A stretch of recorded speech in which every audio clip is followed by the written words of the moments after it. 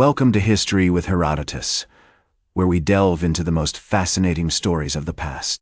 I'm your host, Herodotus, and I'm thrilled to introduce our new series, the Lincoln-Douglas Debates. This epic clash of ideas and ideologies will transport you to the tumultuous 1850s in America, a time when the very fabric of the nation was being torn apart by the issue of slavery. In the sweltering summer of 1854, the Kansas-Nebraska Act was passed, a law that would prove to be a powder keg in the already volatile landscape of American politics. This act, championed by Senator Stephen Douglas, effectively repealed the Missouri Compromise of 1820, which had prohibited slavery in new states north of the 36° 30 parallel. The Kansas-Nebraska Act allowed new states to decide for themselves whether to permit slavery, a concept known as popular sovereignty. Senator Douglas, a charismatic and cunning politician from Illinois, believed that this doctrine would provide a peaceful solution to the slavery debate, allowing each territory to determine its own fate. However, the implications of the Kansas-Nebraska Act were far-reaching and complex.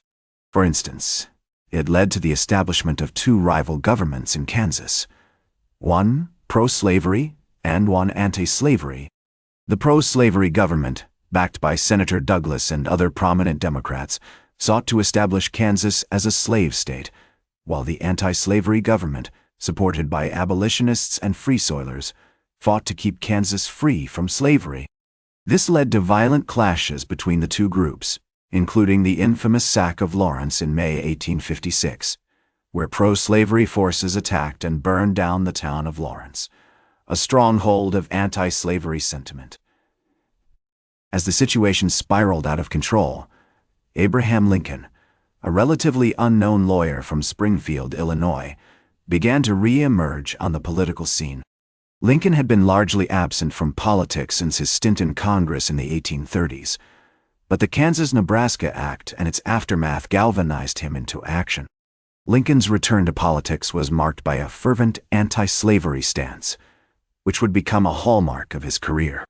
In a series of speeches, including his iconic address in Peoria, Illinois, on October 16, 1854, Lincoln denounced the expansion of slavery and called for its eventual abolition.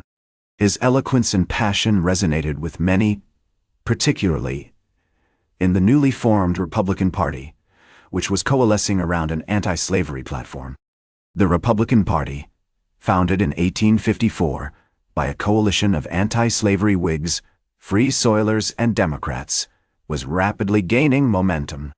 As the party's influence grew, so did sectional tensions between the North and South.